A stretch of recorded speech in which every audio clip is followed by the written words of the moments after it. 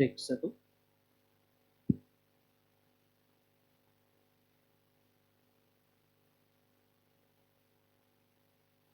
Bismillahirrahmanirrahim. Assalamualaikum warahmatullahi wabarakatuh.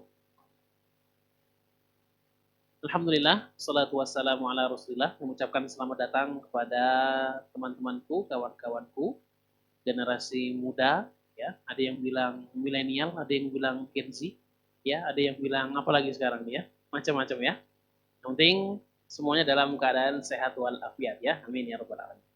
Alhamdulillah, salatu wassalamu ala rasulillah. Kita tak lupa untuk senantiasa bersyukur kepada Allah Subhanahu wa taala dan juga salawat serta salam senantiasa tercurah kepada junjungan kita Nabi Allah Muhammad sallallahu alaihi wasallam. Saya ucapkan selamat datang marhaban kepada yang telah hadir pada pagi hari ini. Sebagaimana mungkin judul besar daripada agenda kita pada pagi hari ini itu adalah Talks by Me. Ya. Jadi kalau dibahasakan ini talk show dan by me. Nah, nanti apa itu? Kita akan bahas itu sedikit demi sedikit. Dan saya akan memberikan gambaran untuk talk show kita pada pagi hari ini. Yang mana akan terbagi menjadi 3 bagian ya. Pertama ada opening speech ya. Ada opening ya. Kemudian nanti akan ada talk show dan terakhir akan ada sesi tanya jawab yang mana sesuai dengan namanya ya. Talks ini adalah kita komunikasi berbagai arah. Ya, jadi tidak hanya monolog ya, tidak hanya dari pemateri satu tetapi semuanya punya peran atau punya kesempatan untuk bisa bicara. Ya, dalam hal ini kita sharing, kita kemudian bertukar informasi, bertukar pikiran, atau bahkan mungkin bertukar wawasan, yang mana tujuannya insyaallah ta'ala ya kita ingin agar dari komunikasi ini bisa tercipta yang namanya sinergi, dan dari sinergi itu nanti akan jadi amal soleh sebanyak-banyaknya. Siap ya, insyaallah ya, kita mulai ya. Oke, kalau begitu mari sama-sama kita buka talk show kita pada pagi hari ini dengan membaca basmalah. Bismillahirrahmanirrahim. Selanjutnya kita masuk kepada sesi yang pertama yaitu opening speech ya. Yang mana insyaallah akan saya awali ya. Jadi nanti ini adalah tiang speech kita ya. Jadi mungkin kalau di stand up comedy ya seperti open mic lah. Ya, nanti ada pemantik di sini. Baru kemudian opening speech nanti pertama saya akan sampaikan, kemudian yang kedua nanti insya Allah akan disampaikan oleh Kang Juma ya. Oke, kita mulai. Saya mohon izin kepada semuanya ya.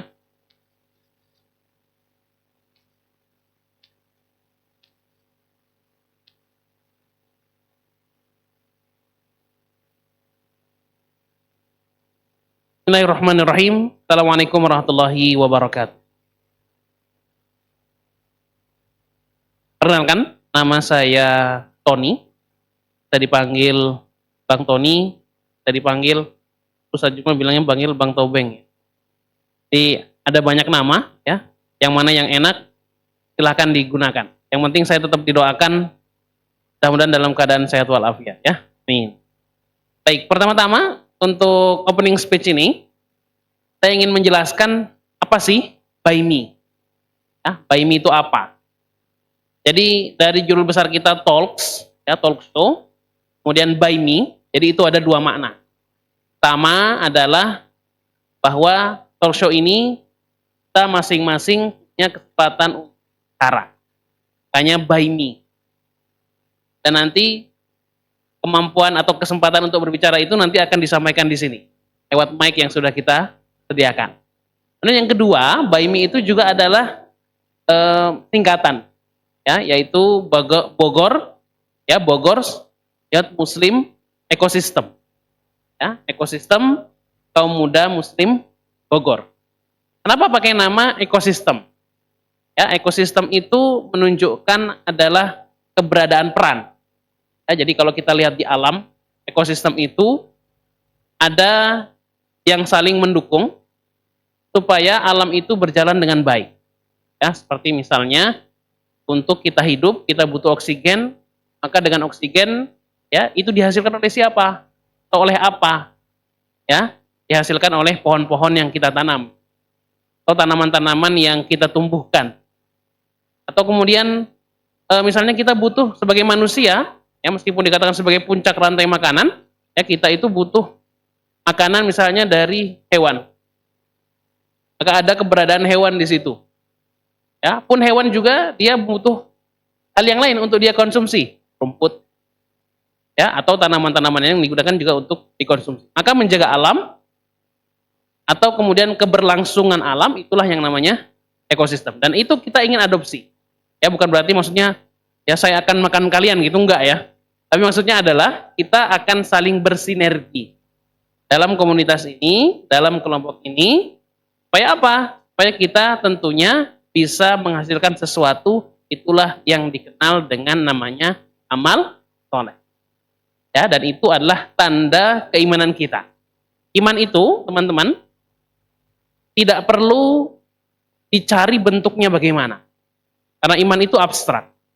Tetapi iman itu bisa dilihat dampak. Ya, makanya dalam Al-Qur'an Allah Subhanahu wa taala banyak sampaikan ya, selalu menyandingkan innalladzina amanu wa amilus shalih. Selalu ada iman yang kemudian disandingkan dengan amal soleh. Ya ibaratnya seperti kita pengen tahu yang namanya api itu panas nggak sih? Panas nggak sih? Nah, keberadaan panas itu ada nggak sih? Ya ada. Tetapi apakah kita bisa kemudian bahasakan bentuknya panas itu bagaimana? Ya, maka cukup dengan ada naiknya suhu pada sesuatu, kita tahu bahwa itu adalah namanya panas. Ya, maka seperti itu iman. Ya, iman itu sesuatu yang abstrak. Cukup sulit untuk digambarkan. Ya, atau kemudian divisualisasikan. Tapi dia bisa dirasakan. Iman itu bisa dirasakan. Jadi kalau ada orang lakukan amal soleh, itu tanda kalau dia ada iman di dalam. Ya, makanya mudah-mudahan di Baimi ini teman-teman semua bisa sharing, teman-teman semua bisa saling bersinergi, dan sinergi itu yang kita harapkan dengan yang namanya amal soleh. Dan terakhir saya ingin sampaikan terima kasih ya kepada seluruh teman-teman yang hadir, karena sadar atau tidak sadar setiap langkah kehidupan kita semua tahu bahwa kehidupan kita itu berjalan. Dan di dalam hidup kita itu ada pilihan-pilihan. Maka terima kasih telah memilih untuk mengambil jalur amal soleh. Karena menjadi yang pertama ya atau menjadi generasi pendahulu itu bukan hal yang mudah, tapi kita semua tahu bahwa itu menghasilkan pahala yang tidak terputus. Bagaimana kita tahu? Tidak mudah pilihan sahabat itu untuk mengikuti Nabi SAW. Ada yang harus meninggalkan keluarganya, ada yang harus meninggalkan hartanya, ada yang bahkan harus disiksa dirinya, tidak hanya tubuhnya tapi bahkan jiwanya. Tapi ketika kemudian sudah semakin banyak dan semakin banyak, kita semua bisa tahu bahwa setiap amal soleh yang kita lakukan hari ini itu terinspirasi dari mereka, dan mereka dapat apa? Dapat transferan pahalanya. Kalau semuanya tiba-tiba masuk ke notifikasi HP-nya, selamat, Anda telah menerima transfer sebesar 50 juta. Senang nggak? Senang ya? Sudah masuk ke rekening Anda 50 juta rupiah. Pasti senang. Tapi bagaimana kalau kemudian yang masuk itu bentuk transfernya mungkin tidak dalam bentuk nominal 50 juta, tapi bentuknya adalah pahala yang berlipat-lipat ganda karena Anda sudah memulai satu amal soleh yang kemudian bisa menginspirasi orang lain. Ya, itu saja untuk opening speech dari saya. Dan Baimi ini nanti ke depan tentu tidak hanya sekedar kita berkumpul, ngobrol, ya, atau kemudian nongkrong ngalur ngidul, enggak. Kalau nanti akan ada pengembangan bakat, ya, pengembangan kompetensi, bahkan nanti ya mudah-mudahan juga bisa menemukan jodohnya. Ya, insyaallah taala ya. Oke, itu saja. Terima kasih. Saya Bang Tony. Wassalamualaikum warahmatullahi wabarakatuh.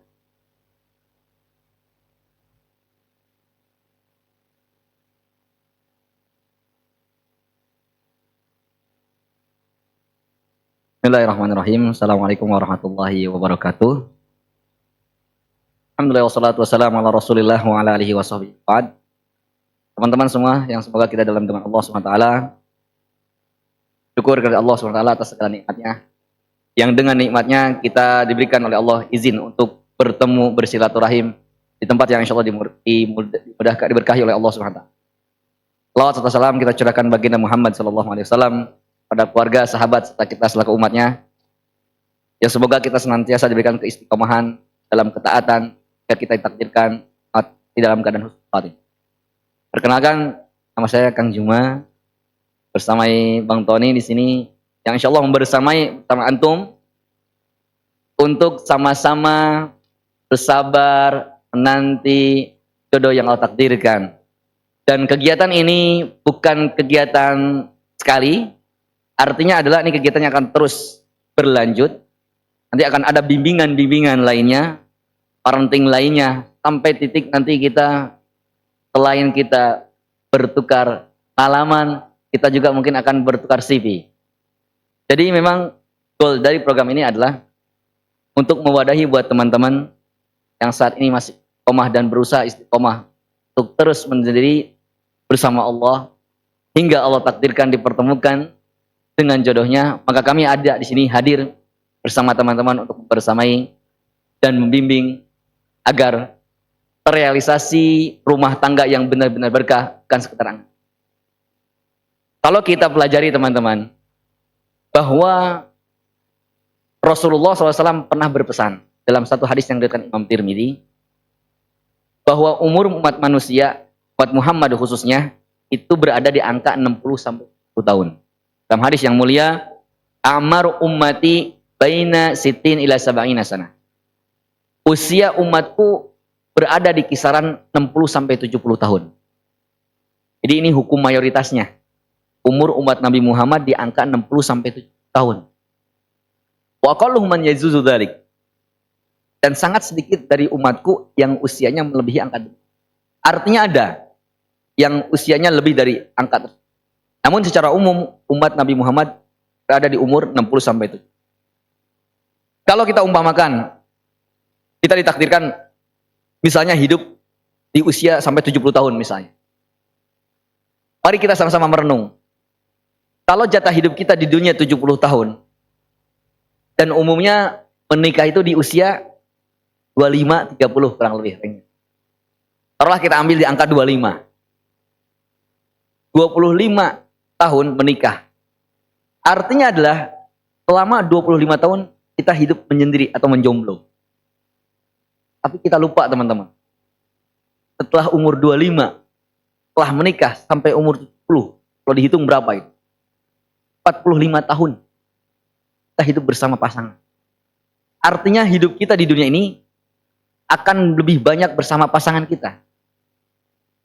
Lantas, apakah kehidupan yang akan kita lalui lebih panjang daripada ketika jomblo? Kita jalani begitu saja tanpa diimbangi dengan bekal ilmu? Itu yang perlu digarisbawahi. Makanya program ini hadir untuk membekali kita semua, khususnya teman-teman yang masih single, agar mempersiapkan diri, mematangkan diri terlebih dahulu, hingga ketika sudah datang waktunya berumah tangga, kita sudah benar-benar memahami bagaimana kiat-kiat membina rumah tangga yang bukan sekedar sakinah mawaddah warahmah, tapi juga barokah. Maka dari sini teman-teman, insya Allah nanti setelah Ramadan akan ada kegiatan-kegiatan lainnya yang tentunya tujuannya adalah membersamai teman-teman yang berusaha dan masih istiqomah dalam single fisabilillah atau jomblo fisabilillah. Kami hadir di sini bersama teman-teman untuk membersamai sampai terrealisasinya keluarga yang sakinah warahmah dan juga barokah. Kemudian apa yang teman-teman rasakan saat ini itu sejatinya bukan teman-teman sendiri yang merasakan. Banyak orang di luar sana yang ikut juga merasakan. Lantas bagaimana sikap kita dengan perasaan yang saat ini mungkin mengganggu kita, khususnya di event-event khusus seperti Ramadan, wabil khusus yaitu Lebaran. Ini momen sakral yang kadang orang minder. Nah, maka Event inilah yang akan berusaha membantu teman-teman untuk menjawab segala keluh kesah kegelisahan hati, yang insya Allah selesai dari program ini, teman-teman bukan sekedar tenang, tapi juga mendapatkan segala solusi dari setiap permasalahan batin yang mungkin selama ini mengganggu pikiran kita semua. Untuk selanjutnya mungkin kita akan sharing lebih banyak bersama Bang Tony juga untuk menangkap dan mempelajari kasus apa saja mungkin yang dihadapi oleh teman-teman, dan kita sama-sama pecahkan bersama agar kita memasuki bulan suci Ramadan tidak lagi dihantui dengan perasaan atau pertanyaan-pertanyaan kapan nikah. Kalimat sederhana tapi terkadang itu menusuk. Kita jangan sampai gara-gara satu pertanyaan ini Ramadan kita tahun ini hancur atau rusak dikarenakan hanya pertanyaan yang sejatinya itu bisa kita cari solusinya dengan duduk bersama seperti pagi hari ini. Semoga kita semua senantiasa diberikan oleh Allah kesehatan, keistiqomahan agar terus berada dalam ketaatan hingga kita ditakdirkan oleh Allah di dalam keadaan husnul khatimah. Amin ya rabbal alamin. Kira itu mungkin selanjutnya kita akan diskusi bareng bersama Bang Tony dan teman-teman. Bila mana nanti dalam perjalanannya ada pertanyaan, ada studi kasus yang perlu kita pecahkan, mari kita sama-sama diskusikan bersama. Terima kasih. Assalamualaikum warahmatullahi wabarakatuh.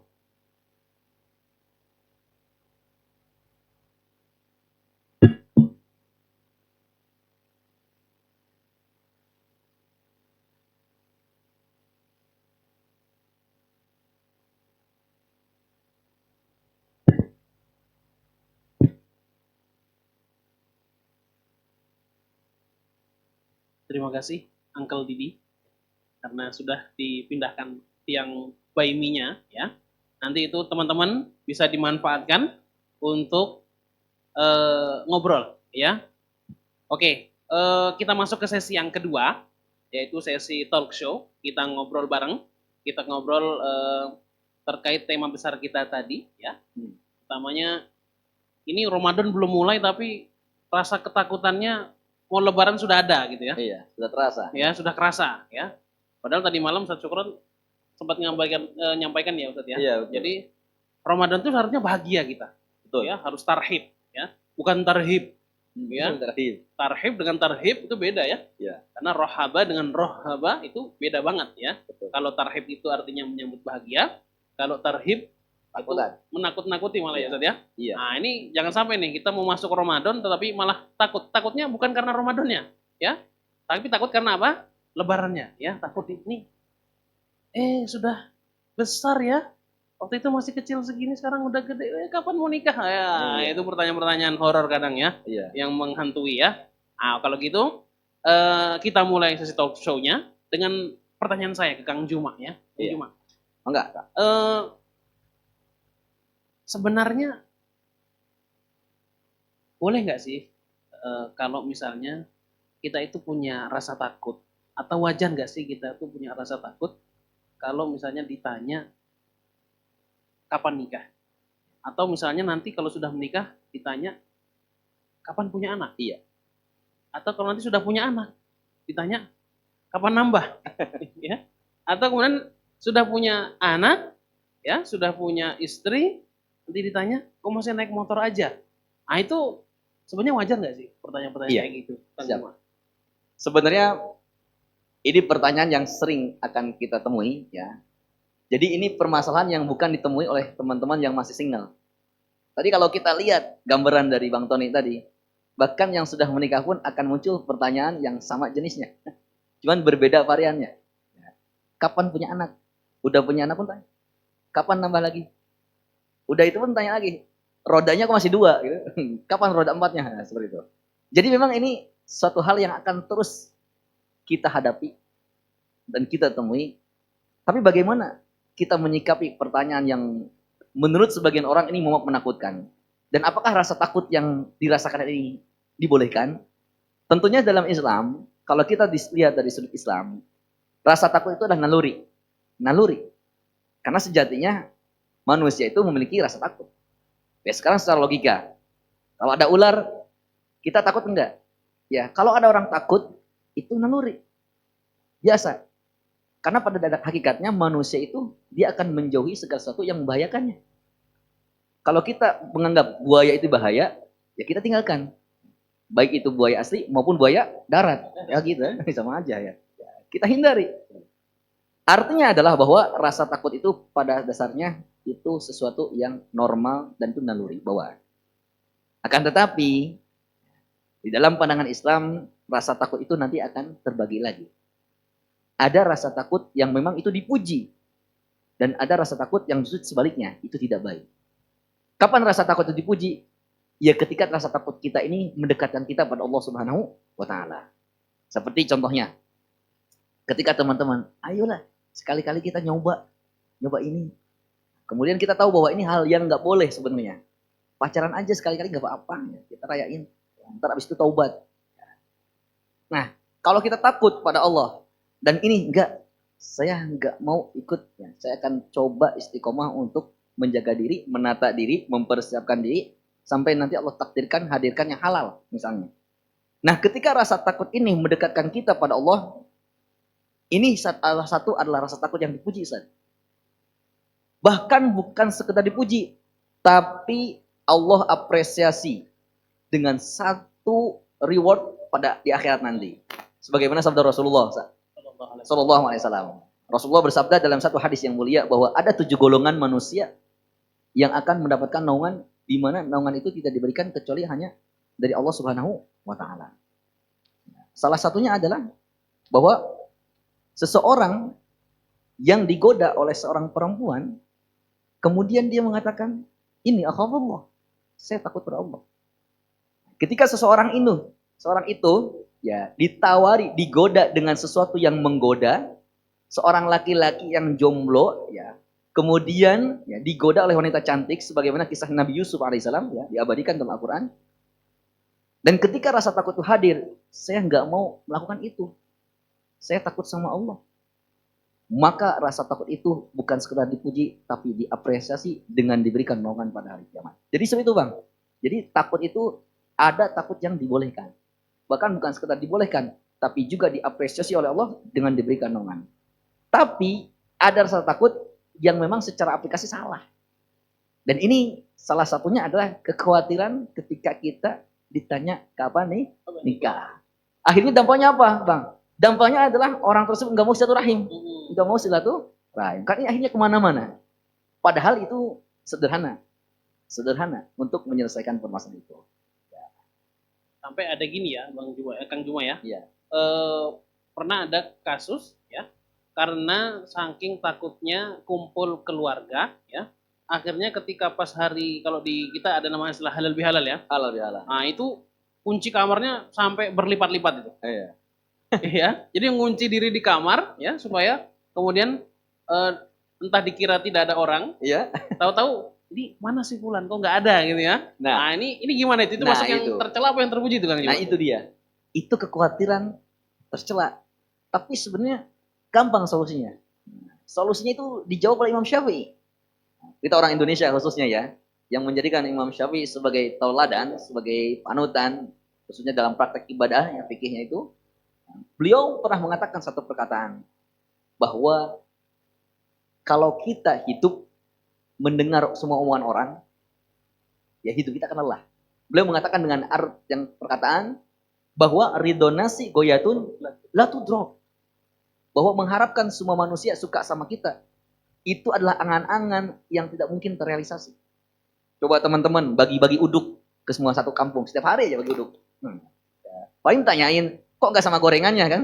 Oh enggak. Oh bukan itu maksudnya. Kalau dibagi-bagi uduk, pasti ada yang julid. Sombong amat. Ya. Gaji baru 2 digit aja udah bagi-bagi uduk. Gitu, ya. Jadi kalau ada yang celutukan kayak halal aja. Iya, kayak yang halal aja gitu.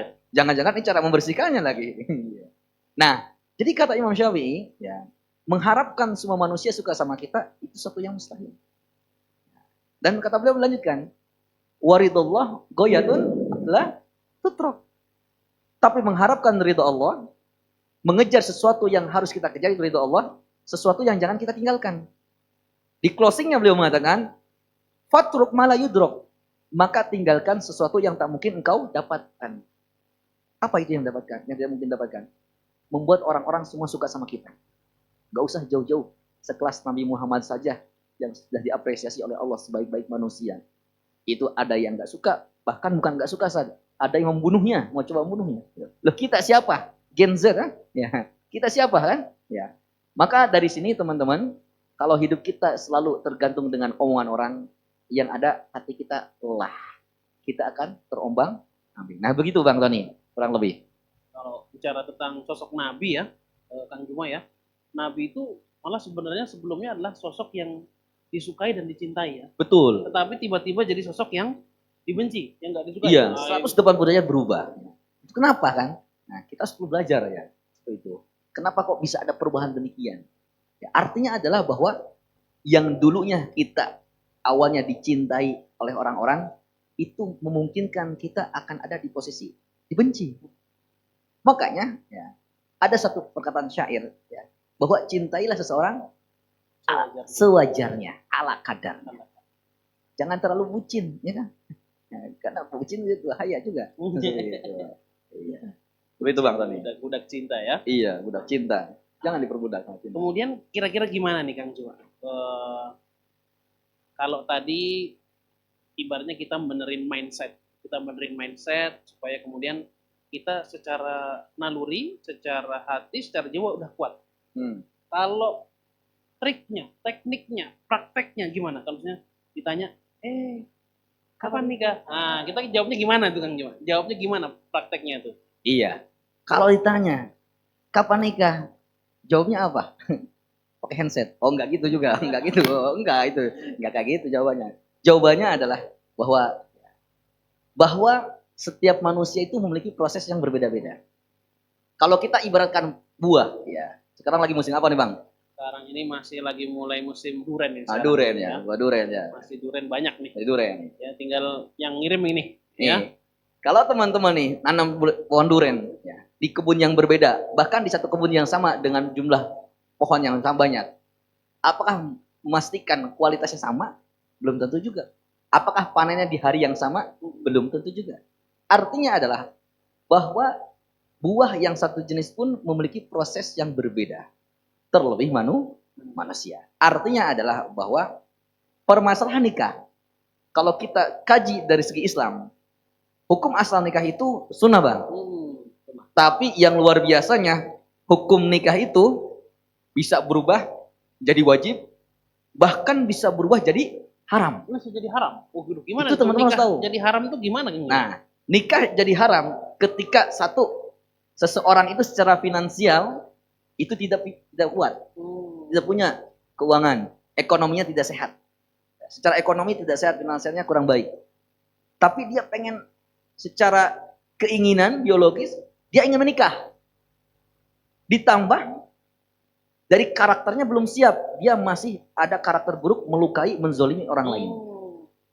Maka orang tersebut apabila dipaksakan menikah, walaupun dengan hasil donasi, gitu kan, ya tentunya kita nggak ada donasi untuk nikah ya.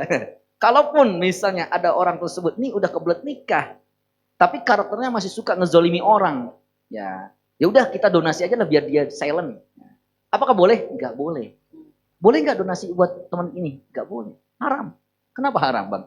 Ya, karena tadi apabila dilanjutkan dan dipaksakan, maka yang ada adalah KDRT. Nah seperti itu. Tapi solusinya ada. Kata Rasul, ya ma'syara syabab, wahai anak-anak muda, man istata'a minkumul ba'ah fal yatazawwaj. Yang sudah mampu menikah silahkan. Tapi yang nggak sanggup apa solusinya Bang? Kata Rasul. Yang nggak sanggup apa? Yang belum sanggup maka berpuasa. Nah, Ramadan ini sebenarnya solusi banget. Jadi sebetulnya pertanyaan di Syawal nanti, yang mana Syawal ini bulan setelah Ramadan, kapan nikah? Harusnya sudah terbentengi dengan Ramadan. Harusnya. Karena kata Rasul, yang nggak sanggup atau belum sanggup, belum siap nikah, maka perbanyaklah berpuasa. Dan di Ramadan kita puasa berapa kali? 29 sampai 30 kali ya. Seperti itu ya Bang. Jadi sebenarnya Islam itu sudah menata semua permasalahan. Tinggal kitanya saja mau mengkaji, mau mendalami atau tidak. Nah, ini kalau tadi yang haram nih Kang Juma. Kalau yang wajib tuh gimana Kang Juma? Kalau yang wajib. Nah, yang wajib nih. Ada kalanya kita sudah wajib menikah. Kapan seseorang wajib menikah? Ketika secara finansial dia sudah oke, sudah mapan, sudah oke. Kemudian secara karakter juga dia baik. Namun melihat kondisi di sekitar dia ini banyak godaan-godaan seperti wanita-wanita cantik. Kemudian juga secara lingkungan, mohon maaf, sudah toksik, tidak baik. Misalnya sudah banyak perzinahan, naudzubillah. Maka dalam kondisi tersebut, laki-laki tersebut sudah wajib menikah. Karena secara syarat sudah terpenuhi. Seperti itu Bang Tony. Mapan ini maksudnya apakah harus punya Lamborghini, Oh, Audi, iya. atau gimana itu kan Iya. Bima, ya? Ya, Apakah mapan itu mapan apa namanya? Mapan finansial, mapan pemikiran Pemikiran, juga, sikap, ya? betul. Atau gimana itu kan? Iya. Coba. Ya, orang kadang ya di lapangan itu Bang ya. Kalau mapan itu selalu dianalogikan dengan mobil. Jadi kalau teman-teman dihadapkan dengan orang yang mapan itu selalu diartikan dengan mobil, beli aja mobil Hot Wheel. Ya, beli aja mobil Hot Wheel ya. Insya Allah itu terjawab. Itu banyak ya. Banyak itu insya Allah ya. Punya sih mobil banyak. Mau yang tipe apa ya? Mobil Hot Wheel ya. Ya. Jadi kembali ke pertanyaan Bang Tony tadi. Mapan itu seperti apa sebetulnya kalau dalam pandangan Islam? Tentunya kalau kita berbicara mapan dalam pandangan manusia berbeda-beda Bang. Sama seperti masalah cita-cita, kesuksesan. Kalau kita tanya orang-orang definisi sukses itu apa? Ya setiap orang punya memiliki definisi masing-masing. Sama, mapan itu kalau kita lempar ke orang umum, ya artinya orang akan menjawab definisi mapan itu berbeda-beda. Tergantung dari orang tersebut dan background-nya. Tapi sekarang kalau kita berbicara, sejatinya mapan dalam pandangan Islam itu seperti apa? Sampai kita benar-benar dikatakan mapan. Ya tadi, pertama dari segi kesiapan batin kita. Batin kita sudah siap belum? Yang namanya rumah tangga itu teman-teman, ya bukan untuk 1 minggu, bukan 2 minggu. Itu bukan kawin kontrak ya, bukan kawin kontrak ya. Tapi hukum asal menikah itu untuk selamanya. Artinya seseorang dikatakan mapan, yaitu ketika secara karakter, secara batin, lahir maupun batin, sudah siap, secara psikologis sudah siap menghadapi segala gelombang yang akan dia hadapi. Karena sejatinya dalam masalah rumah tangga, orang lihatnya, enaknya dan nikah ya. Nggak tahu, ya H+7. Biasanya kalau masih 7 hari pertama masih enak ya. Masalah garam aja bisa jadi masalah itu. Iya, masalah garam aja masalah cabai juga bisa jadi masalah iya. ya. Garam semua ada di mana. Seperti itu. Tapi sejatinya kalau kita tarik lagi ke Islam, semua ada solusinya Bang. Semua ada itulah pentingnya teman-teman terus bersama untuk mendalami ilmu parenting. Karena sejatinya tadi rumus dari saya adalah segala permasalahan pasti ada solusinya. Seperti itu. Jadi kembali ke masalah mapan itu, kami melihat bahwa definisi mapan itu adalah ketika secara pemikiran itu sudah matang, dewasa. Mampu dia menghadapi suatu permasalahan dengan tenang. Karena setiap masalah sejatinya ada solusinya. Terkadang orang yang buntu itu bukan karena dia tidak tahu solusinya. Tapi karena dia memang secara pemikiran itu belum dewasa, belum matang. Makanya anak-anak kecil itu secara parenting, biarkan dia menyelesaikan permasalahan sendiri. Jangan selalu dibantu. Anak kecil. Nanti, ini pembahasan detail nanti ya, di season selanjutnya nanti. Ya, makanya teman-teman mudah-mudahan dipertemukan oleh Allah dengan jodoh yang sesuai yang diharapkan. Nah, jadi kalau kita berbicara matang, bahwa penting kita itu untuk menata diri.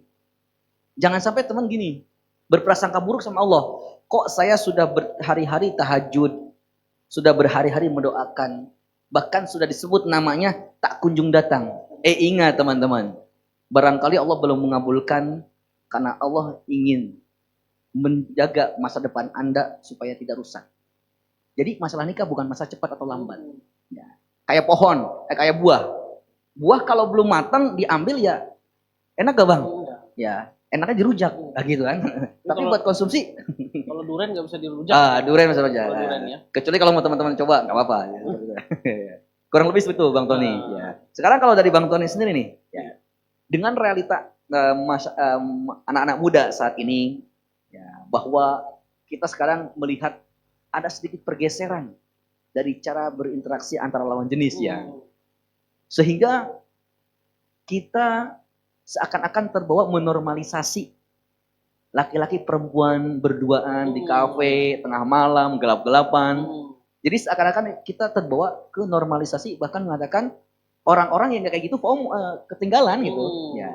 Nah sekarang bagaimana Bang nasihat kita untuk teman-teman yang saat ini sedang berjuang untuk istiqomah jomblo fisabilillah, tapi selalu dihadapkan dengan realita-realita yang demikian. Nah, ini mungkin perlu tips dari Bang Tony nih. Iya. Ini kalau saya sendiri ya, teman-teman, gimana kalau kemudian kadang kita tergiur, ya? Pasti ada tergiur, ya, tergiur melihat kok dia sudah sama pasangannya, dan kita tahu itu belum halal, ya, dan kita tahu itu belum halal, ya, atau mungkin misalnya, mohon maaf nih kemarin ketika Valentine, misalnya, ya, momen-momen Valentine, ya, ketika banyak orang punten dengan cuma kemarin saya sempat subuh, ya, subuh, karena tugas untuk isi kajian subuh di salah satu masjid, itu saya dapati ada yang mohon maaf naik motor gonceng 3, dan salah satu di antara yang 3 itu dalam keadaan tidak sadar, ya, jam 4 pagi atau setengah 4 pagi, Iya. ya, Itu jam-jamnya. itu jam-jam, ya, begitulah, ya. Tidur ya. Kita khawatir nggak tahu, harusnya tidurnya di rumah, kenapa dia tidur di jalanan gitu, di Iya. atas motor lagi, ya. Nah itu kan kondisi-kondisi yang mungkin akan dirasakan oleh teman-teman, ini menggiurkan. Dan menggiurkan itu, kenapa kok dia begitu, saya nggak, ya. Maka teman-teman perlu untuk pahami, kadang hal yang membuat kita tergiur atau kemudian kita melihat orang lain itu melakukan sesuatu yang tidak seharusnya adalah karena cara pandang. Iya, harapan. Dan juga yang diikuti, ya. Jadi kita ini sekarang utamanya di zaman media sosial kebanyakan melihat, ya, kita ini dulu banyak melihat tokoh-tokoh itu sebagai tuntunan. Iya. Tapi hati-hati, ya, hati-hati bahwa sekarang jangan kemudian salah pilih, ada yang pantasnya jadi tontonan, ada yang pantasnya jadi tuntunan. Iya. Karena setiap yang viral itu nggak semua Betul. benar. Betul. Jadi standar kebenaran itu bukan karena viral, Betul. tetapi karena memang hal ini secara agama, secara syariat, apalagi kita seorang yang beragama Islam, kita yang mengakui asyhadu an la ilaha illallah wa asyhadu anna muhammadar rasulullah, kita beriman kepada, ya, Al-Quran, ya, kita beriman kepada para malaikat, kita beriman kepada para nabi, pada hari akhir, harus benar-benar tuh, ya, megang, ngambil contoh orang yang pantas untuk kita ikut. Sehingga standar kebenaran itu bukan followernya memang berapa di TikTok atau di Instagram, nggak bisa gitu, ya. Karena kalau begitu kita akan melihat bahwa orang yang paling banyak followernya, ya, itu bahkan sudah punya anak tapi belum nikah. Iya, betul. Dan realita yang sangat Banyak. menyedihkan adalah ada komunitas yang memang mereka sekalipun menikah nggak mau punya keturunan. Nah, atau menikah tapi menutup diri dari keturunan. Ya. Padahal kan kalau kita lihat tujuan utama menikah adalah ya keturunan. Ya, salah satunya adalah melanjutkan generasi. Ya, karena Nabi bangga dengan. Oh, kata Rasul kan, ini, ya, bahwa mukatsirun bikumul umam, bahwa aku adalah nabi yang paling banyak pengikutnya, ya, paling banyak umatnya. Terus kalau nggak dengan menikah lewat jalur apa keturunan? Di download kan nggak mungkin, kan download ya. Anak kan nggak di download ya, seperti itu ya. Iya. Oke. Belum lagi kalau kuotanya terbatas, ya. Iya, downloadnya lama gitu, ya. Nyari wifi lagi ya. Solusinya Asofia. Iya. Nah, jadi itu ya. Jadi teman-teman, apa yang membuat kita tergiur itu karena kadang kita membandingkan diri kita dengan orang lain juga. Iya. Ya, seakan-akan bahwa apa yang tadi, ya, normalisasi, seakan-akan sesuatu yang dilakukan oleh banyak orang itu pasti benar. Atau kalau viral itu pasti benar gitu. Nah, itu kan bahaya. Betul. Ya, bahaya. Kita harus punya prinsip, kita harus punya pegangan. Nah, inilah, ya, nilai pahalanya teman-teman yang tetap istiqomah dalam jalur ini nih yang besar. Betul, ya, menjaga supaya apa? Tetap dalam tracknya, dalam jalurnya, itulah nilai pahalanya semakin besar. Dan harus dipahami, ya. Memang harus dipahami. Jangan sampai kita menganggap bahwa wah, itu viral tuh. Ya, kadang kita juga dapatin, ya, misalnya teman-teman yang suka kuliner barangkali, ya, setiap kuliner yang viral itu belum tentu enak. Iya. Belum tentu. Ya, bahkan saya pernah lihat ini, satu channel, ya, satu channel YouTube ini, dia berusaha untuk mencari makanan-makanan yang ratingnya itu selalu jelek. dicoba terus sama dia. Ternyata dari percobaan-percobaan rating yang jelek itu banyak juga yang enak. Iya. Ya, jadi nggak mesti sesuatu yang viral itu pasti bagus, bisa jadikan standar kebenaran, tapi kita harus benar-benar tahu bahwa standar kebenaran kita itu adalah salah satunya adalah wahyu. Wah, Ya, Al-Quran dan akal Sunnah. juga ada, ya, bukti secara fisik, ya, ataupun secara empiris juga bisa digunakan, tetapi tentu panduan utama adalah wahyu. Itu kali Kang Juma kalau ini ya, jadi memang perlu membenarkan mindset kita dulu, Betul. ya.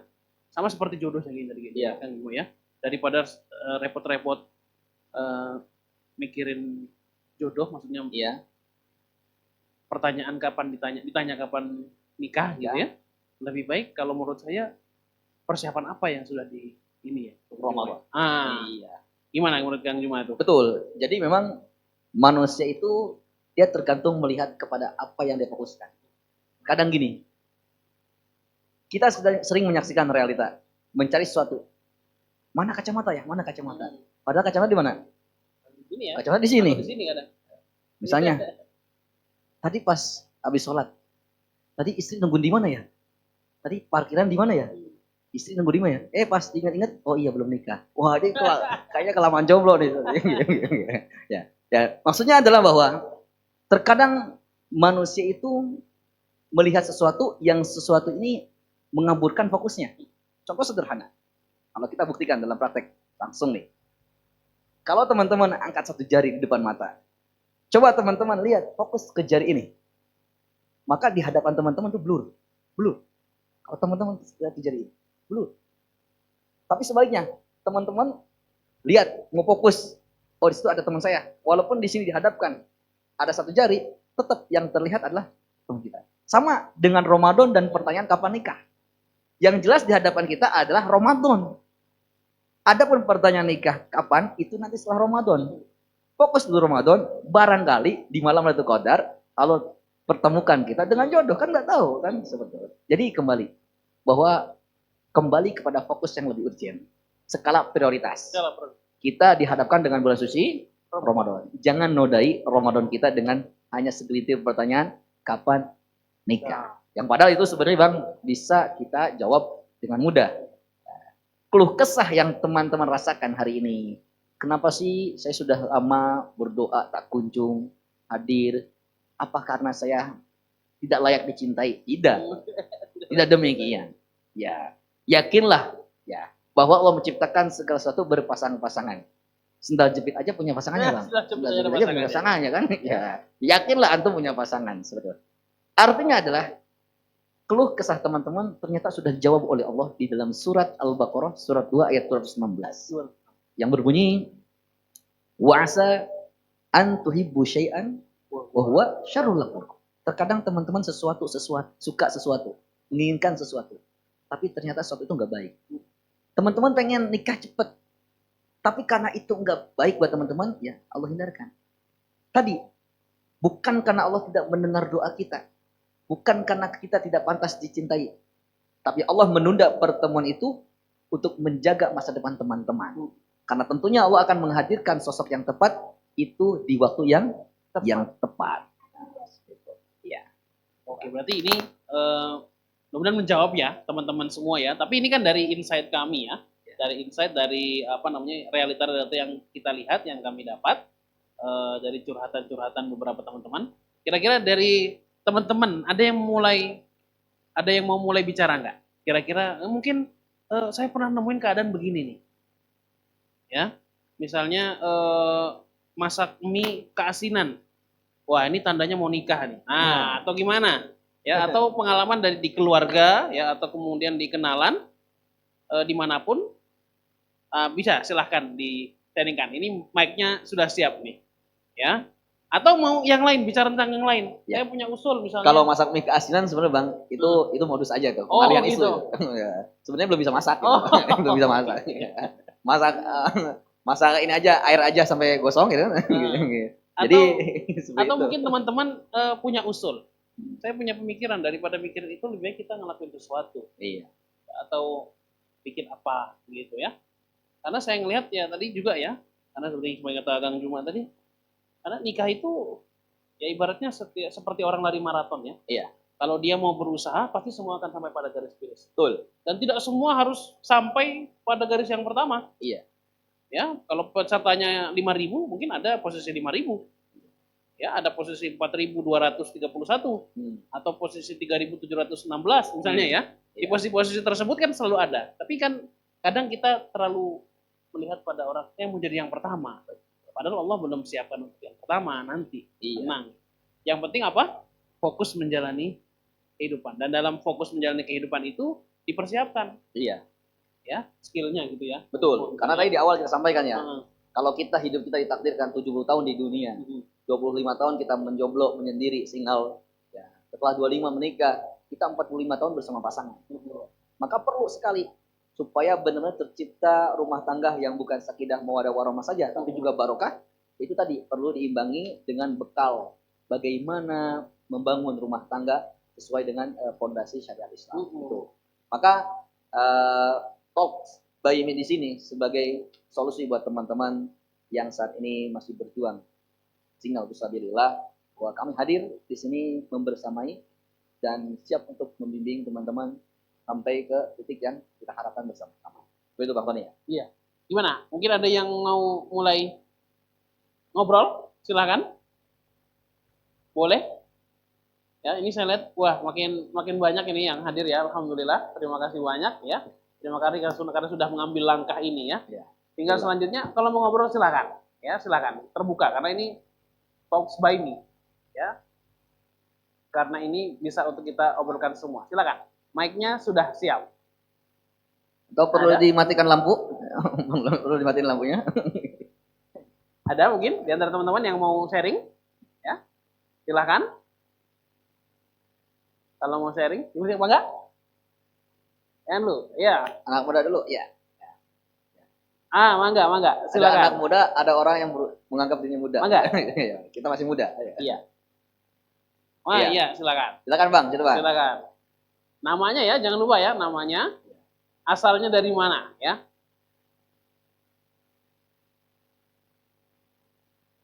Bismillah. Oke.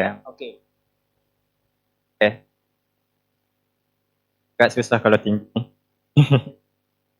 Assalamualaikum warahmatullahi wabarakatuh. Waalaikumsalam warahmatullahi wabarakatuh. Perkenalkan, nama saya Muhammad Zaki Hamid, biasanya dipanggil Zaki atau Hamid boleh juga. Jangan dipanggil sayang aja.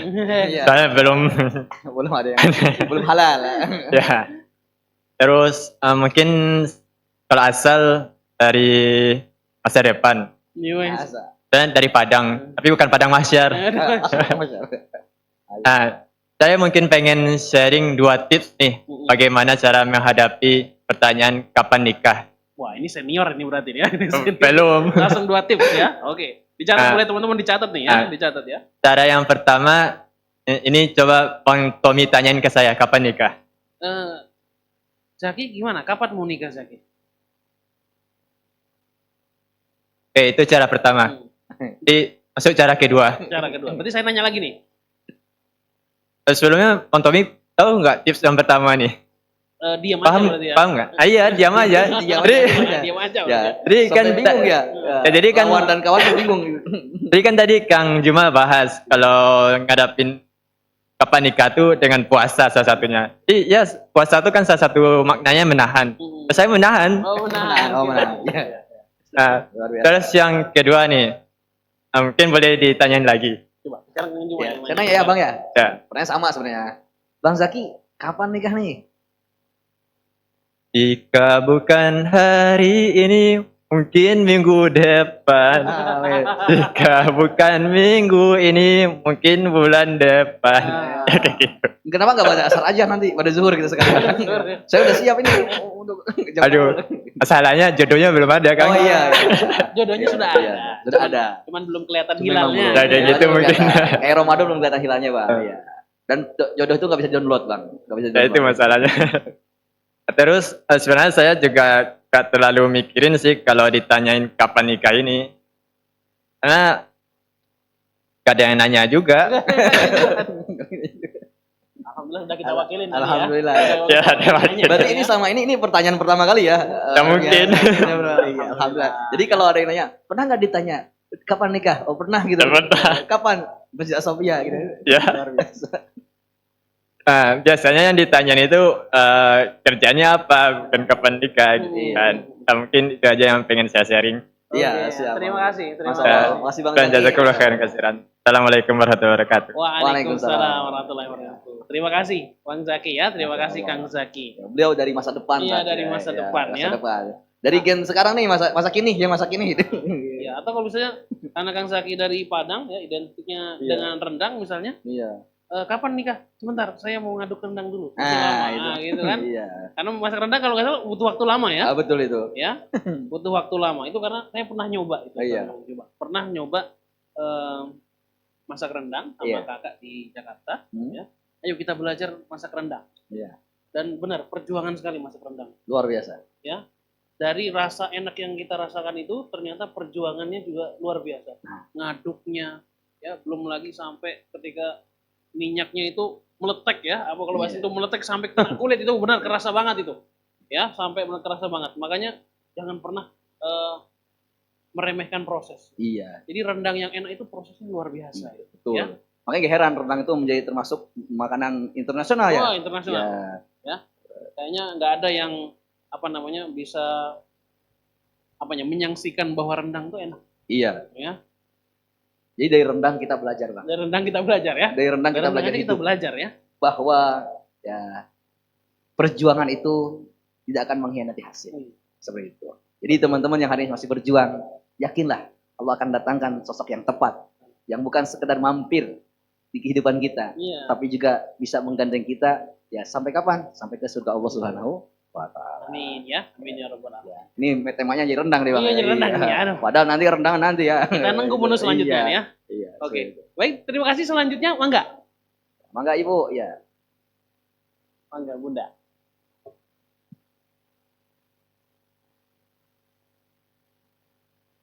Mangga Bunda. Waalaikumsalam warahmatullahi wabarakatuh. Dari Cimanggu. Ya, Iya, benar. enggak apa. Iya.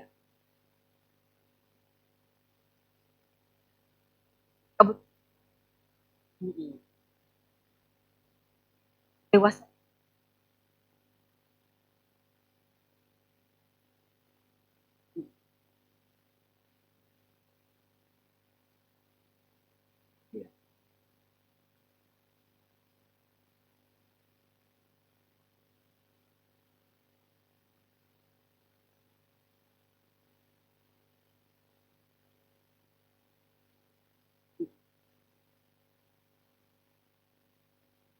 Betul.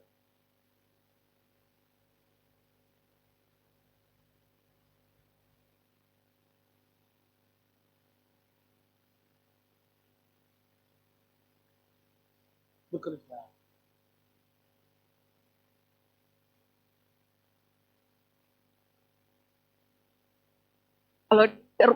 Kalau itu taruh Oh, Oh, seperti ini biro jodoh. Biro jodoh ya. karena memang kalau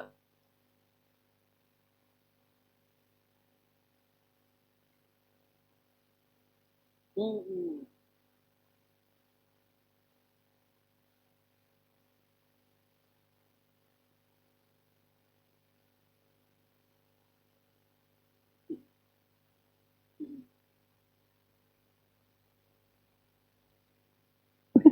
saya juga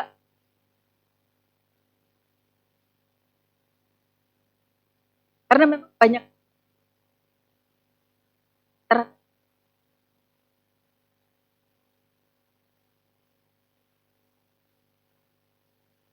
Hmm.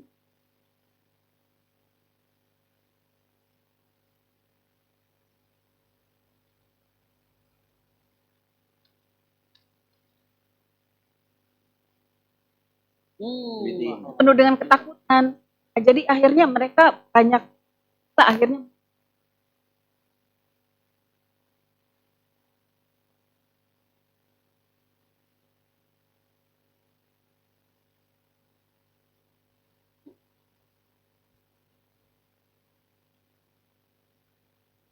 kita kamu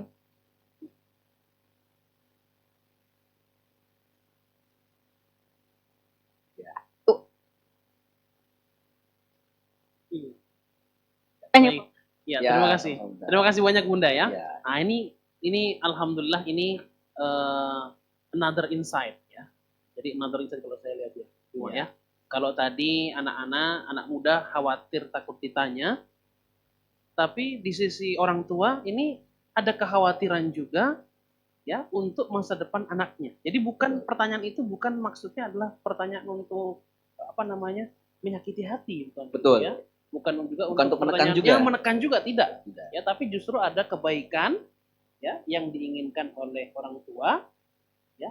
yang itu kemudian bisa diraih oleh anaknya.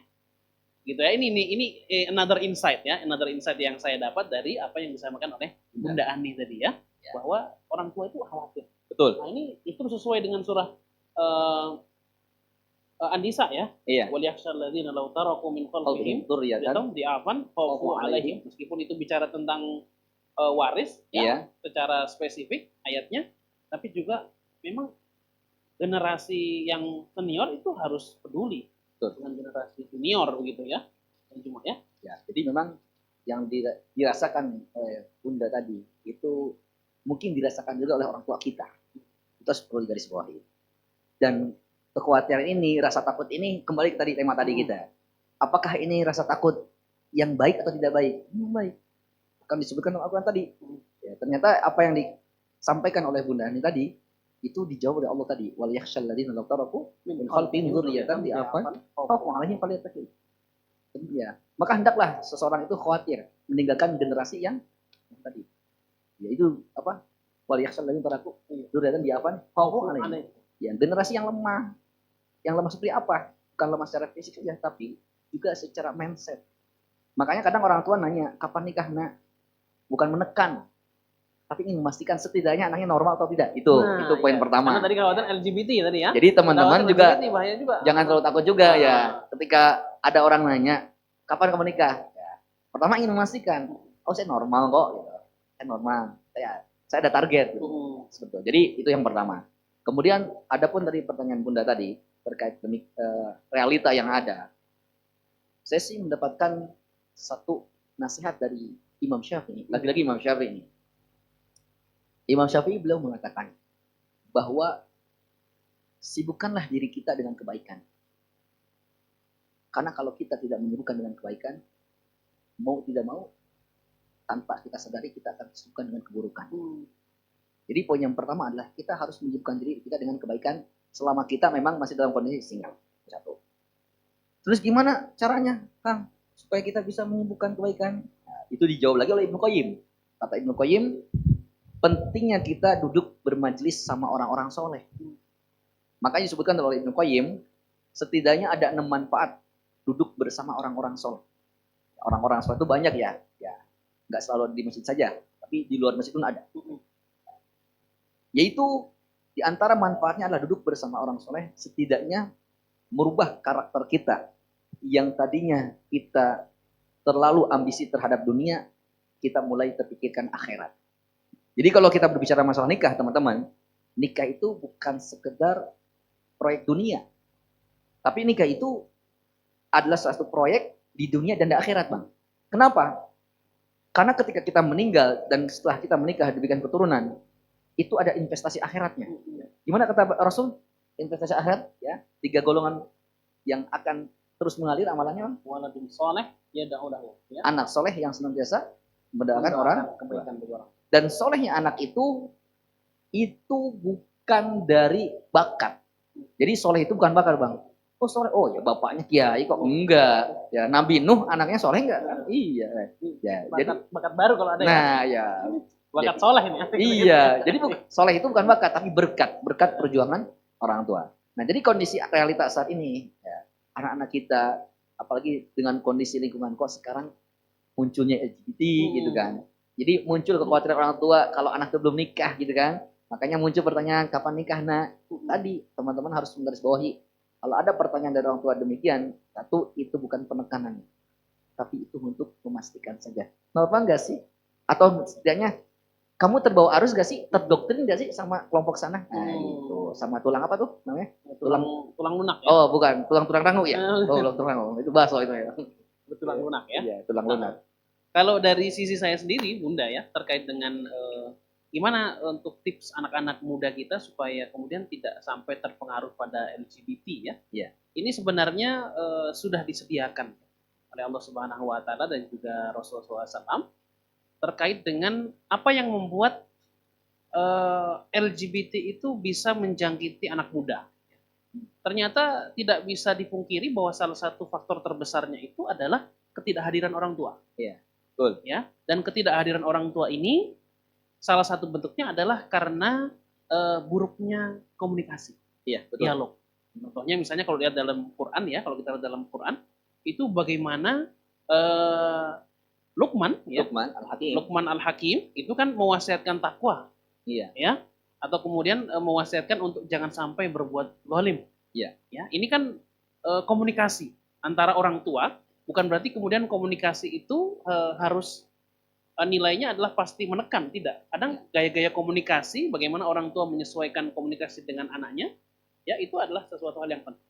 Kemudian kita juga lihat di bagaimana Nabi SAW ya, itu kalau misalnya bicara tentang kepada gulam ya, kul biyaminik ya, ya kul biyaminik, makan dengan tangan. Itu kan gaya komunikasi mengajarkan, ya gaya komunikasi mengajarkan. Tetapi kalau sudah mulai besar tadi, ya mulai besar itu bukan sudah bentuknya adalah apa namanya kalau kita bilang bukan bukan mendikte atau menginstruksi, Betul. tetapi nasihat, kemudian gaya bicara, Dialog. Iya. begitu ya. Itu menunjukkan kehadiran orang tua. Betul. Sehingga kalau orang tua tadi tidak hadir, besar potensinya memang anak-anak muda kita akan kehilangan arah. Betul. Dalam dunia pendidikan juga memang ini realita yang perlu diluruskan, khususnya untuk orang tua ya. Ketika misalnya orang tuanya memasukkan anaknya ke sekolah atau pesantren yang secara kualitas bagus sekalipun, dan orang tua menganggap bahwa kewajibannya dalam dirinya selesai dengan membayar SPP atau uang bangunan, itu salah. Karena setidaknya bagaimanapun peran orang tua tetap perlu dihadirkan. Karena yang namanya dalam mendidik generasi terbaik, khususnya anak kita, itu tidak serta-merta walaupun kita secara finansial baik, ya kita nyuruh orang untuk didik anak saya. Tidak demikian.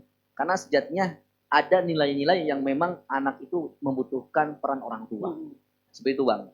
Jadi memang orang tua juga harus belajar lagi. Nah, itulah kenapa kalau dalam dunia parenting itu adalah dunia yang kita harus soleh berjamaah Bang. Soleh berjamaah. Jadi jangan soleh anaknya doang.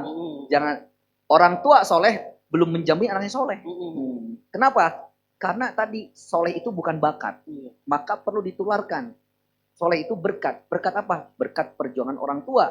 Terus bagaimana cara menularkan kesolehan orang tua kepada anaknya? Ya tadi ada tips-tips, salah satunya adalah dengan berdialog. Bagaimana cara menularkan ilmu kepada anak, itu juga ada tips-tipsnya ya Bang ya.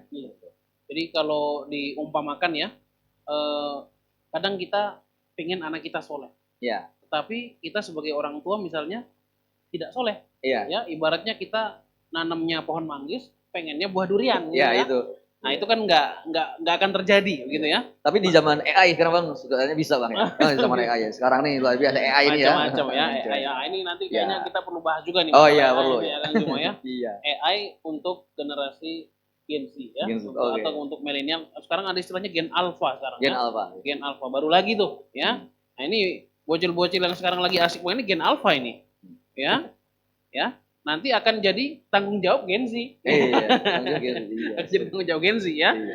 Nah, oke. Mungkin ada lagi yang ingin sharing ya di antara teman-teman sekalian. Silakan, ada lagi mungkin? Benar. Silakan Bunda, silakan. Maka Bunda. Ya. Nah, ini termasuk tarbiyah ini ya. Tarbiyah nih termasuk ya.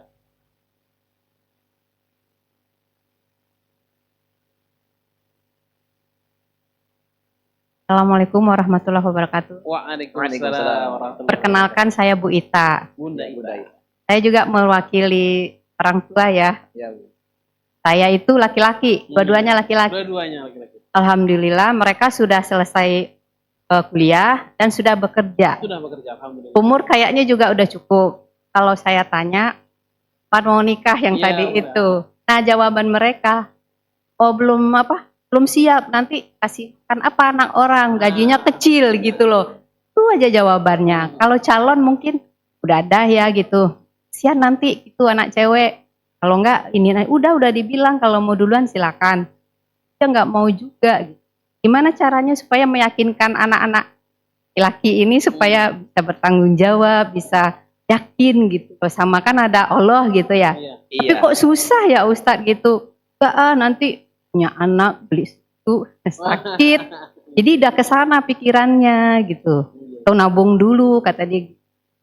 Itu aja Pak Ustadz. Iya, Makasih. Assalamualaikum warahmatullahi wabarakatuh. Waalaikumsalam warahmatullahi wabarakatuh. Terima kasih Bunda Ita. Ini pertanyaan sekaligus motivasi ya. Iya, Pertanyaan sekaligus motivasi lagi nih untuk anak-anak. betul. Gimana Kang Juma? Menurut Kang Juma gimana ini? Iya, jadi lagi-lagi teman-teman juga harus memahami apa sih yang dirasakan para orang tua. Lagi-lagi ini adalah salah satu pertanyaan yang muncul dari orang tua, kenapa kamu belum nikah nak? Ya, padahal calon udah ada nih, Iya. gitu kan. Ya, tadi kita sudah dengar, ya mau dikasih makan apa anak orang, gitu kan rasanya. Nah, bagaimana nih cara meluruskan seperti ini? Ya, pertama ini kekhawatiran yang tidak bagus ya. Ya, ini kekhawatiran yang harus kita obati. Sejatinya kalau kita tinjau dari pandangan Islam, bahwa semua makhluk itu sudah jamin rezekinya. Kalau kita berbicara cukup masalah rezeki, Allah memberikan rezeki yang cukup. Tapi kalau untuk gaya hidup, itu nggak cukup. Ya, gitu. Kalau buat hidup, insya Allah cukup. Yang sulit itu buat gaya hidup. Makanya dalam ilmu fisika juga Bang ya, yang namanya tekanan itu akan berbanding lurus dengan gaya, ya kan? Ya, semakin kenceng teman-teman mengayuh sepeda, semakin tekanannya kenceng juga kan, dorongannya kenceng. Ya, sama. Kalau gayanya makin tinggi, ya iPhone terbaru apa nih? Harus beli pokoknya. Sama, tekanan ke kepala juga makin gede Bang. Ya, tekanan ke kiri kan gede gitu. Kepala ya. Nah, jadi yang perlu digarisbawahi adalah bahwa rezeki berapapun nominalnya atau gaji ya, oke lah. Nggak semua orang punya gaji Bang. Tapi yakinlah semua orang punya rezeki. Dan ketika kita menikah, yang luar biasanya, mindset kita itu terkadang bertolak belakang dengan Al-Quran. Di Al-Quran justru di dalam surat An-Nur dikatakan, kalau mau kaya menikah Bang. Kan ayatnya jelas kan? Ya. Boleh disepil gitu kayaknya Kang Juma. Boleh Ya. disepil coba. Di ayatnya kan dikatakan bahwa kalau kalian ingin kaya, maka menikahlah. Di dalam surat An-Nur tadi. Nah, kalau kita melihat secara matematika manusia, gimana mau kaya orang menikah pasti makin sulit lah. Gaji 1 juta yang biasa buat sendiri berdua makin banyak. Belum nanti punya anak, punya ekor dan lain sebagainya. Belum lagi bannya harus tambah Bang ya. Iya. Nah, itu matematika kita. Tapi kalau kita tarik ke dalam pandangan Islam bahwa Allah mengatakan atau dalam hadis Rasulullah mengatakan bahwa setiap manusia ketika di dalam janin usia 4 bulan itu sudah digariskan rezekinya. Artinya semua bayi yang terlahir pun itu akan ada rezekinya. Tugas kita adalah bukan pasrah, tapi berikhtiar. Tentunya Rasulullah menggambarkan definisi tawakal yang benar itu kayak gimana. Dalam satu hadis riwayat Rasulullah SAW bersabda bahwa arti tawakal itu seperti seekor burung yang keluar pagi hari dari sangkarnya dalam keadaan lapar dan pulang sore hari dalam keadaan kenyang. Itu arti tawakal kata Rasul. Kata Rasul, "Lau annakum tatawakkaluna 'ala Allah haqqat tawakkuli." Kalau manusia tawakal seperti tawakalnya seekor burung, bagaimana? Yakhruju himason, yang keluar di pagi hari dalam keadaan lapar.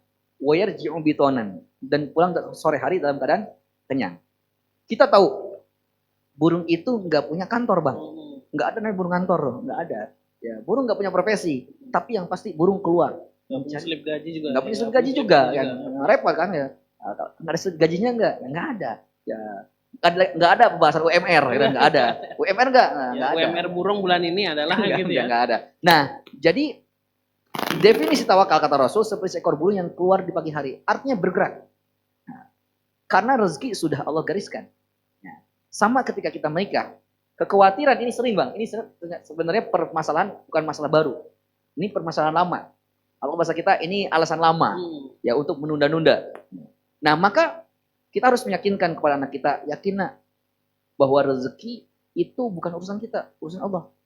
Dan ketika kita menikah, terkadang rezeki keluarga itu nggak selalu lewat kita, terkadang lewat istri kita, terkadang lewat anak kita. Jadi jangan sampai kekhawatiran kita terkait masalah rezeki itu menghalangi kita untuk melakukan sunnah Rasulullah. Apa itu? Ya menikah tadi. Makanya kita perlu paham. Di dalam surat Hud, Allah mengatakan, "Wa ma min dabatin fil ardi illa 'ala Allahi rizquha." Tidak ada hewan melata sekalipun, ya kata Allah, tidak ada hewan melata sekalipun melainkan Allah yang menjamin rezekinya. Sekarang kita spill, Bang. Contoh hewan melata apa aja, Bang? Hewan melata contohnya cicak. Cicak, ya. Kalau kadal itu kadal ini ya hewan melata bukan, Melata. Bang? Kadal, ya. Ada kadal, ada kidal. Kalau kidal itu kiri dari lahir, Bang. Nah, itu kidal.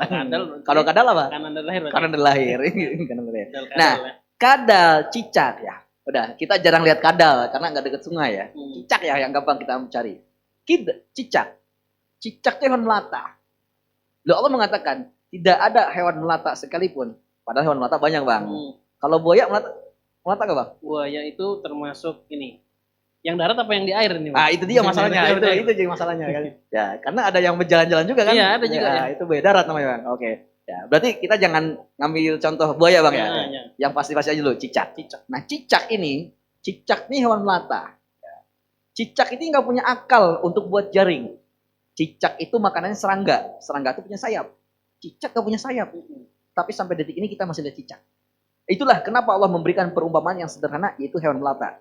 Artinya adalah sekelas cicak yang nggak punya sayap, padahal objeknya bersayap. Cicak nggak punya akal untuk buat jaring, tapi hingga detik ini masih ada. Itu bukti bahwa rezeki Allah jamin. Tugas kita berikhtiar. Apalagi kita manusia. Maka jangan dihantui dengan masalah gimana mau makanan anak orang. Ya, loh, Allah takdirkan kita dengan anugerah akal. Maka dari sini nasihat saya pribadi, jangan kita dihantui dengan masalah finansial. Walaupun memang finansial salah satu syarat memang untuk seseorang itu layak atau tidak untuk menikah. Tapi kalau kita berbicara masalah cukup atau tidak cukup, apa yang Allah titipkan kepada kita melalui gaji misalnya, itu pasti cukup. Ya. Selama niat kita baik, insya Allah Allah akan bukakan jalan-jalan kebaikan untuk keluarga kita. Itu Bang Tony dari kamu. Kalau boleh saya nambahkan ya, Ya. Teman-teman sekalian juga bunda-bunda, tadi yang sempat kita bahas terkait dengan surah An-Nisa tadi ya, Anissa. terkait dengan walayakhsyalladzina law taraku min khalfihim dzurriyyatan dha'afan khafu 'alaihim. Di sini juga sebenarnya Allah Subhanahu wa taala juga sudah menggariskan ya bahwa anak-anak kita atau cucu kita, generasi muda kita itu memang harus dipersiapkan. Ya, dipersiapkan tadi ya, kuat secara kalau saya lupa apakah yang menafsirkan ini adalah Abdul Al-Maududi atau bukan ya, saya lupa.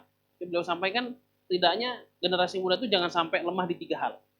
Tidak boleh lemah imannya, Ya. tidak boleh lemah ilmunya, Ya. dan tidak boleh lemah finansialnya. Betul. Apalagi kalau membahas ayat tersebut ya secara khusus memang membahas tentang bagaimana supaya harta itu nanti bisa menjaga kelangsungan anak yang menjadi yatim. Betul. Ya, karena anak yatim ya itu kan berarti sudah kehilangan sosok orang tua, sehingga orang tua harus mempersiapkan. Kira-kira nanti anak ini kalau misalnya saya tinggalkan, dia punya kemampuan finansial tidak?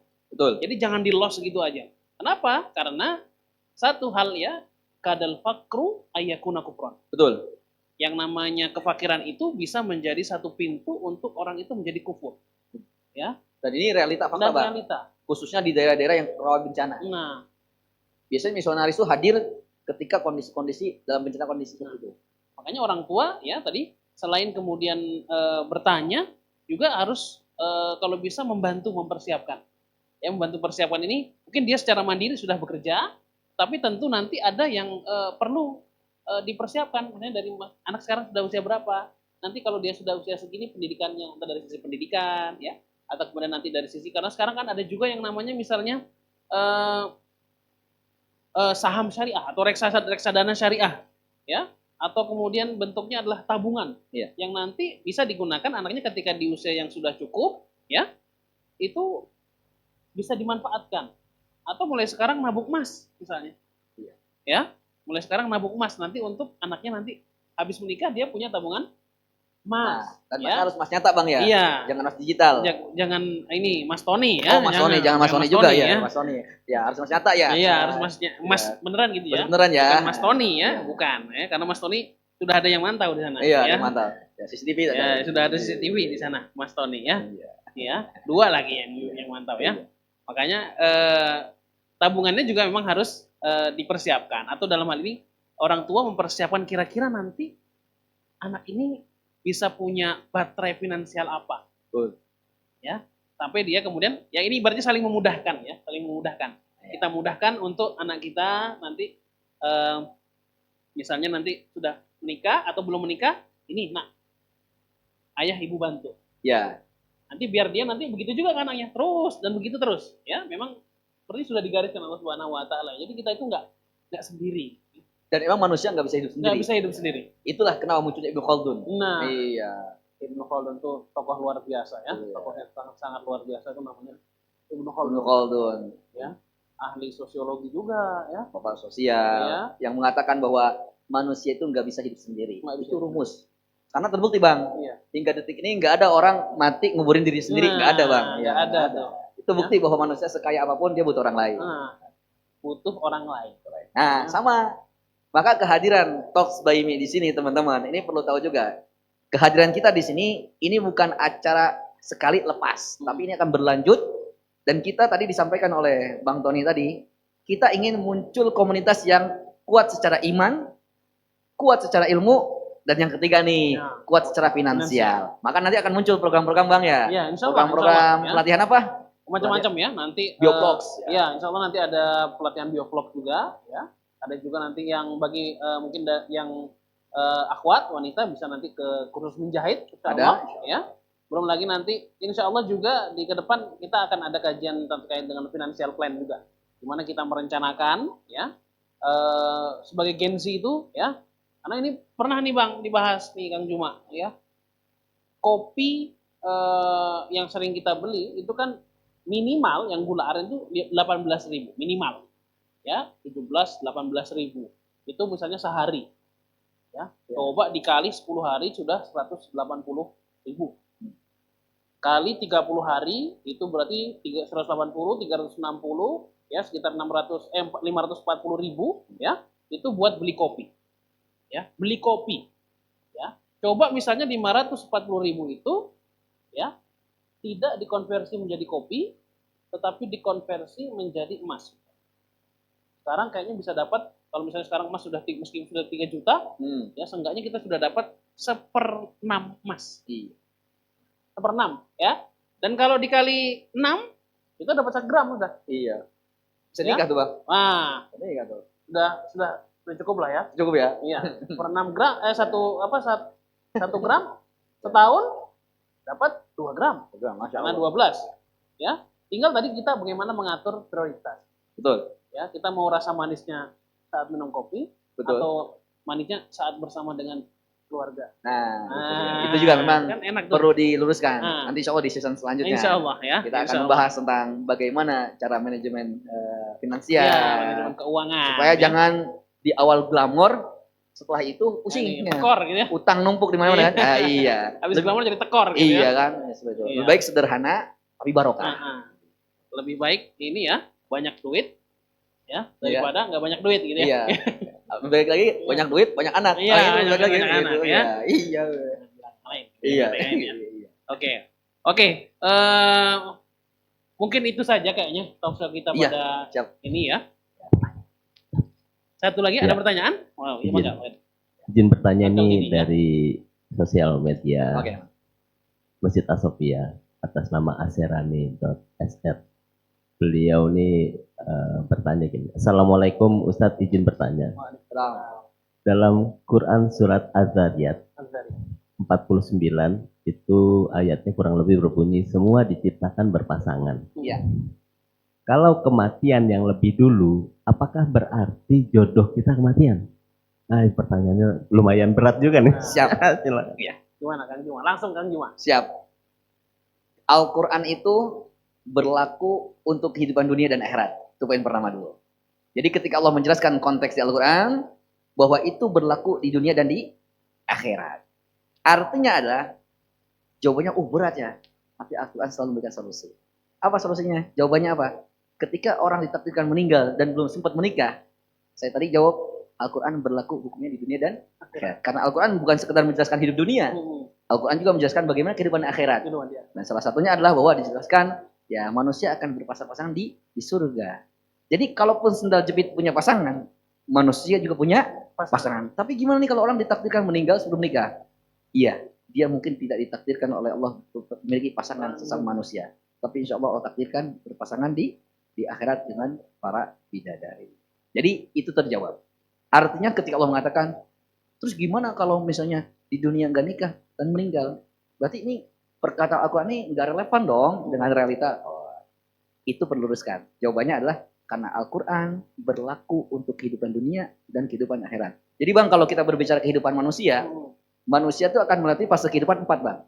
Ya, pertama manusia hidup di alam rahim. Ya, itu kurang lebih berapa lama Bang? 9 bulan 9 bulan ya. 9 bulan ya. 9 bulan atau 40 pekan gitu Bang ya. Ya. Dan kita ini alumni semuanya. Kita sudah melewati fase itu. Walaupun kita nggak sadar ya. Dan kita nggak pernah ketemu di sana. Ya. Ketika kita dilahirkan ke dunia, maka kita masuk ke fase kehidupan kedua. Di dunia. Alam dunia ya. Alam dunia. Yang kata Rasul, umur umatku di angka 60-70 tahun. Nah, ketika kita meninggal, kita masuk ke dalam kehidupan ketiga Bang. Alam barzah atau disebut dengan alam kubur. Diawali dengan kematian kita dan berakhir dengan terjadinya kiamat. Jadi Rasulullah, Abu Bakar, dan para sahabat ridwanullah alaihim hari ini, mereka sudah berada di fase kehidupan ketiga. Yaitu alam barzah atau alam kubur. Dimulai dari kehidupan kematian masing-masing sampai nanti ujungnya di hari kiamat. Dan ketika terjadi kiamat, mulailah kita dihisab. Dan itu awal mula dari kehidupan terakhir yang tidak ada ujungnya atau abadi, yaitu alam akhirat. Makanya disebut akhirat itu artinya terakhir. Alam terakhir. Itu terakhirnya, terminalnya 2 Bang. Terminal 2, surga dan neraka. Jadi nggak ada manzilatain nih. Nggak ada tengah-tengah nih. Ya. Antara surga dan neraka, nggak ada nyangkut di tengah Bang. Ya, itu beda lagi itu. Nah, sehingga semoga kita semua ditakdirkan menjadi ahli surga dan dipastikan kita semua akan mendapatkan pasangan. Itu mungkin jawaban dari kami Pak. Alhamdulillah Rabbil Alamin ya, jelas banget ya. Jadi mudah-mudahan ya teman-teman yang hadir di sini ya, itu juga kami ucapkan terima kasih kepada bunda-bunda yang tadi sudah memberikan insight-nya ya, pandangannya. Jadi teman-teman ya harus husnuzon ya. Harus husnuzon. Jadi pertanyaan yang nanti muncul ketika lebaran itu bukan untuk menyakiti enggak? Iya. Atau untuk membanding-bandingkan enggak? Betul. Tapi kita harus paham bahwa pertanyaan itu semata-mata adalah bentuk kepedulian. Betul. Iya. Doa ya, supaya kemudian saya ingin yang terbaik loh. Betul. Makanya ditanya. Ya, karena apalagi tadi sampai kena LGBT ya. Iya. Lontong gehu bakso telur ya. Oh, iya. Itu.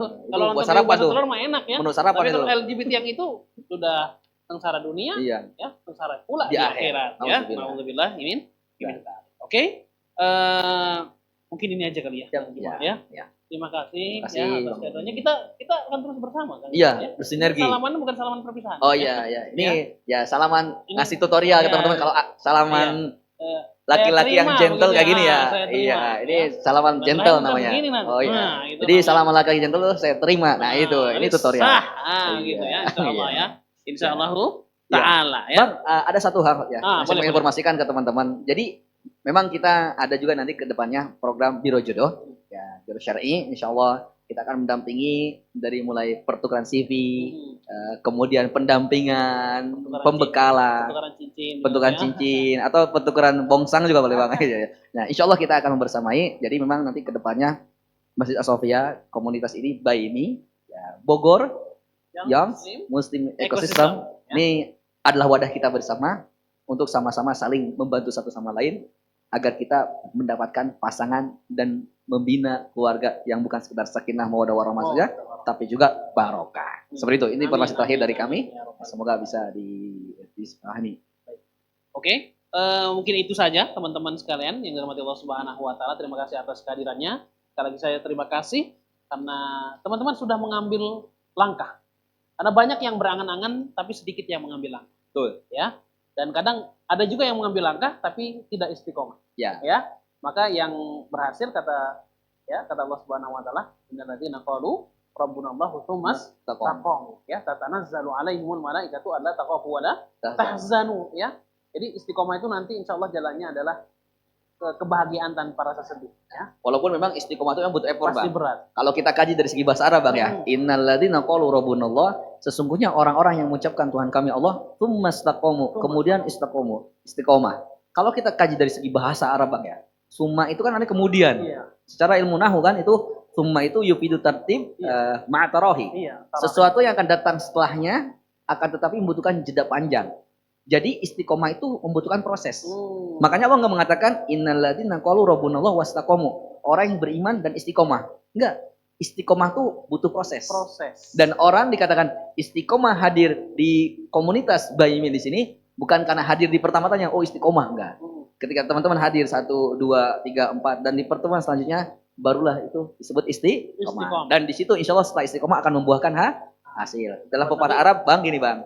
Man sabata nabata. Man sabata nabata ya. Yang bersabar dia akan tumbuh. Tumbuh apa, Bang?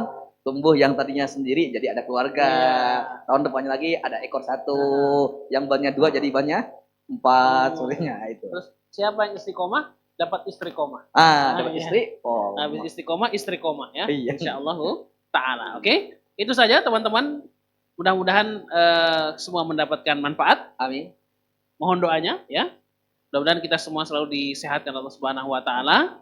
Selamat menyambut Ramadan ya dengan bahagia, menyambut Ramadan dengan sukacita. Mari sama-sama kita mendidik diri di bulan suci Ramadan sampai nanti kita keluar daripada bulan Ramadan dapat ketakwaan. Insyaallah ya. Amin ya rabbal alamin. Jazakumullahu khairal jaza. Assalamualaikum warahmatullahi wabarakatuh.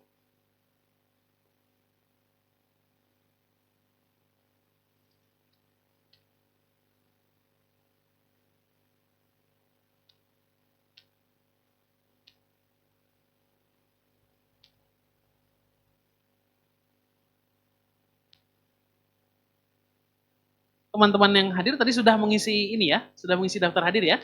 Ya insya Allah nanti mohon izin nanti kita akan gabungkan di satu grup kalau boleh ya.